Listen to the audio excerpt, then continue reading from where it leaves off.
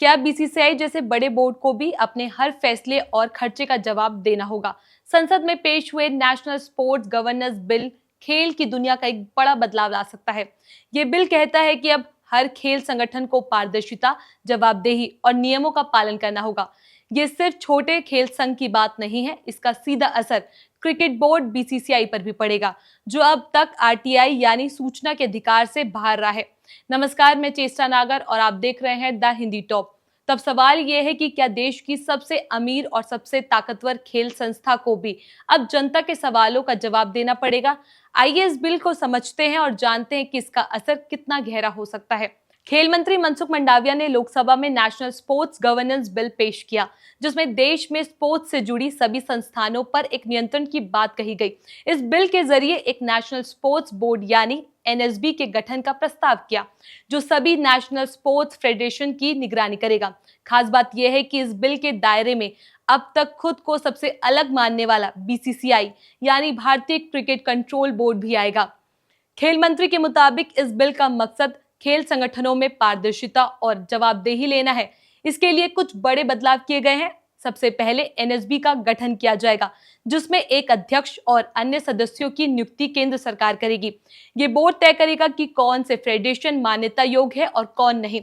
अगर कोई फेडरेशन सरकारी फंड का दुरुपयोग करता है, चुनाव में गड़बड़ी करता है या ऑडिट नहीं कराता, तो उसे एनएसबी निलंबित कर सकता है। इसके अलावा एक नेशनल स्पोर्ट ट्राइब्यूनल का भी गठन होगा, जो स्पोर्ट से जुड़े विवादों का निपटारा करेगी। इस ट्राइब्यूनल को सिविल कोर्ट के बराबर अधिकार दिया जाएगा।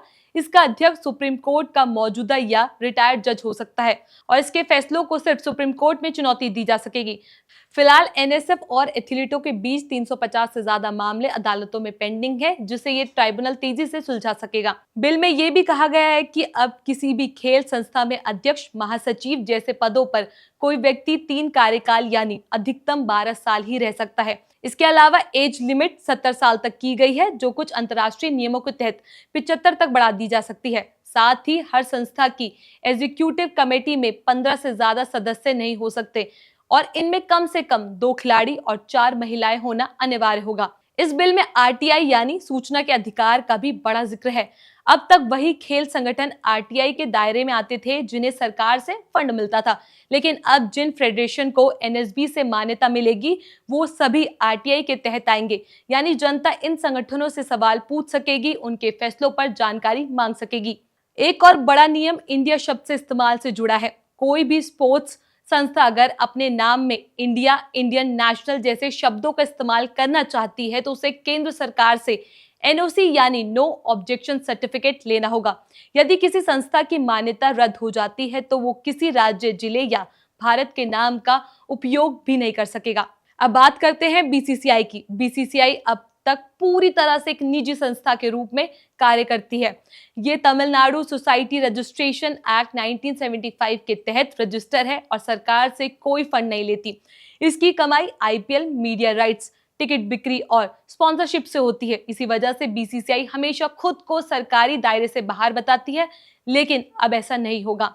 2028 के ओलंपिक में टी20 क्रिकेट को शामिल किए जाने के चलते बीसीसीआई को खुद को एनएसएफ यानी नेशनल स्पोर्ट्स फेडरेशन के तौर पर एनएसबी के तहत रजिस्टर करना होगा।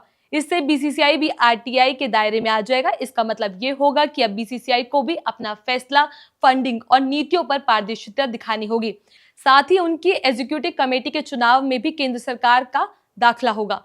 बीसीसीआई पहले भी आरटीआई को लेकर विवादों में रह चुकी है। 2018 में सीआईसी यानी केंद्र सूचना आयोग ने बीसीसीआई को पब्लिक अथॉरिटी बताया था, लेकिन तब भी बीसीसीआई ने आरटीआई लागू करने में काफी आनाकानी की थी। अब नए कानून के तहत आरटीआई से बचना लगभग नामुमकिन हो जाएगा। इसके अलावा सरकार नेशनल स्पोर्ट इलेक्शन पैनल भी बनाएगी, जिसमें रिटायर्ड इलेक्शन कमिश्नर या डिप्टी इलेक्शन कमिश्नर को भी शामिल किया जाएगा। ये पैनल खेल संस्थानों के चुनावों की निगरानी करेगा और पक्का करेगा कि चुनाव सही तरीके से हो रहा है या नहीं। तो क्या भारत के खेल संगठनों में अब एक नया युग शुरू होने वाला है?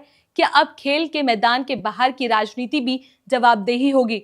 और क्या बीसीसीआई जैसे ताकतवर संस्था भी अब जनता के सवालों के दायरे में होगी? इन सब सवालों के जवाब इस बिल में छिपे हैं। अगर ये कानून बन गया तो भारतीय खेलों की तस्वीर पूरी तरह बदल सकती है। आगे क्या होता है ये देखने वाली बात होगी। इस खबर में बस इतना ही। इस खबर को लेकर आपका क्या कुछ कहना है हमें कमेंट सेक्शन में जरूर बताएं। ऐसी और भी वीडियोस के लिए आप हमारे चैनल द हिंदी टॉप को सब्सक्राइब कर लें। इसके अलावा आप हमें एक्स, फेसबुक और इंस्टाग्राम पर भी फॉलो कर सकते हैं।